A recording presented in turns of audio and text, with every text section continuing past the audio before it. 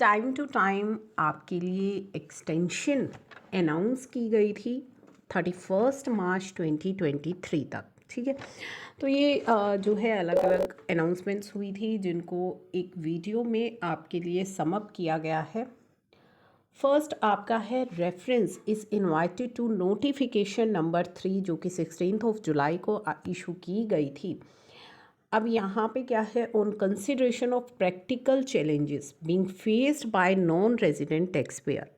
Non resident tax payer के द्वारा जो प्रैक्टिकल चैलेंजेस फेस किए जा रहे हैं for not having PAN in making compliance as per the above notification, क्योंकि उनके पास हो सकता है पैन ना हो, and with the view to mitigate genuine hardship to such taxpayer, it has been decided by competent authority that such category of non-resident taxpayer जिनके पास pan नहीं है and not required to have PAN as per the relevant provision of income tax, यानी कि उनके पास ना ही pan है and they are not required to have PAN की requirement भी नहीं है as per the relevant provision of Income Tax Act read with Rule 1962, they are exempted, उन्हें exempt किया गया है from mandatory electronic filing of form 10F till 31 March.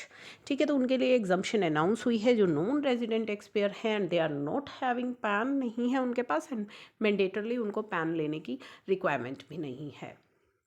Such category of taxpayer may make statutory compliance of filing, जो 10F का form उन्हें file करना है 31 मार्च तक, इन मैनुअल फॉर्म में भी फाइलिंग वो कर सकते हैं। इसके अलावा आपके पैन एंड आधार लिंकिंग के लिए तो आपकी डेट एक्सटेंड की ही गई है 31 मार्च 2023 तक।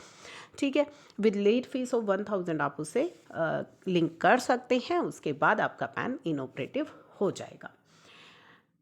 उसके अलावा दोस्तों एमसीए के द्वारा भी एक्सटेंशन इशू की गई थी आपके फॉर्म्स के लिए for filing 45 company E forms PS03 spice plus part A, जो कि आपका ड्यू है, यानी कि उसकी ड्यू डेट कब फॉल कर रही है 7 फरवरी से 28 फरवरी तक।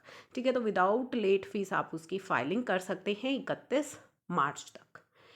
PS2 जो कि क्लोज हो गया था 20 अगस्त को ही और 23 अगस्त को लॉन्च हुआ था वर्जन 3 पे, अगर उसकी ड्यू डेट फॉल कर रही है 20 जनवरी से 28 फरवरी 2023 तक, तो आप उसकी भी विदाउट एडिशनल फ़ी फाइलिंग कर सकते हैं 31 मार्च तक।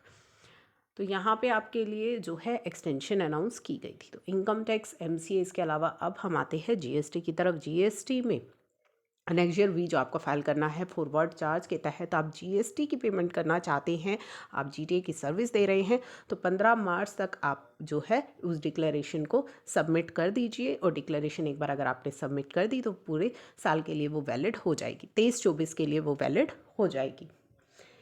नेक्स्ट हमारा आता है कॉम्पोजिशन स्कीम में जाना चाहते हैं तो 31 मार्च तक आप ऑप्ट कर सकते हैं कॉम्पोजिशन स्कीम जीएसटी पोर्टल पर ही। उसके बाद एलयूटी फाइलिंग 23-24 फाइनेंशियल ईयर्स की हम बात कर रहे हैं, एलयूटी फाइलिंग के लिए भी 31 मार्च तक का आपके पास समय है। ये डेट्स एक्सटेंड नहीं हुई है, ये डेट्स नॉर्मली यही रहती हैं 31 मार्च ही। एक्सटेंशन तो आपको एमसी और जो भी इनकम टैक्स की हमने बात करी उसमें आपके लिए एक्सटेंशन हुई है। तो एलयूटी फाइलिंग है, कॉम्पोजिशन स्कीम आप ऑप्ट करना चाहते हैं या डिक्लेरेशन आप देना चाहते हैं एज अ जीटीए, तो ये जो डेट्स हैं वो आपकी 31 मार्च ही रहती हैं। एवरी ईयर आपको फाइलिंग करनी होती है।